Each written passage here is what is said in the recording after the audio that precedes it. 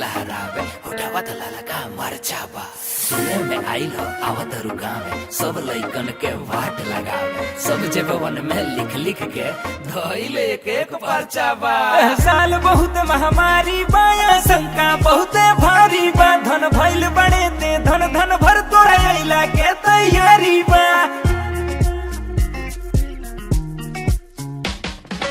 साल बहुत महामारी बाया शंका बहुत भारी बा धन भइल बड़े ते धन धन भर तोरा अइला के तैयारी बा।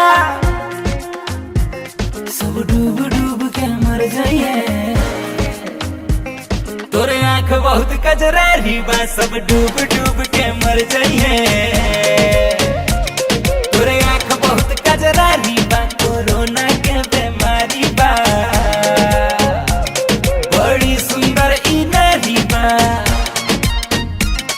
कोरोना के बीमारी बा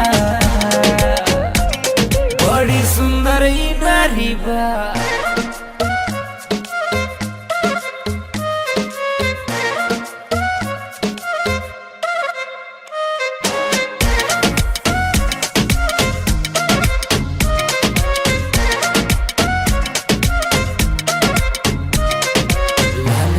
जैसा तोर बदनिया बिजली मारता सूरज शीशा चीर के तोर झलक निहारता।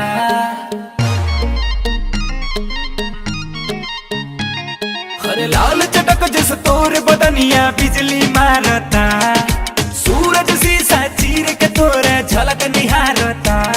धनवान केहू भी बाऊ हो तोरा आगे भिखारी बा कश्मीर से कन्याकुमारी बा कारण बेरोजगारी बा सब डूब डूब के मर जाई है तोरे आँख बहुत कजरारी बा सब डूब डूब के मर जाई है तोरे आँख बहुत कजरारी बा कोरोना के बीमारी बा बड़ी सुंदर ई नारी बा कोरोना के बीमारी बा बड़ी सुंदर ई नारी बा।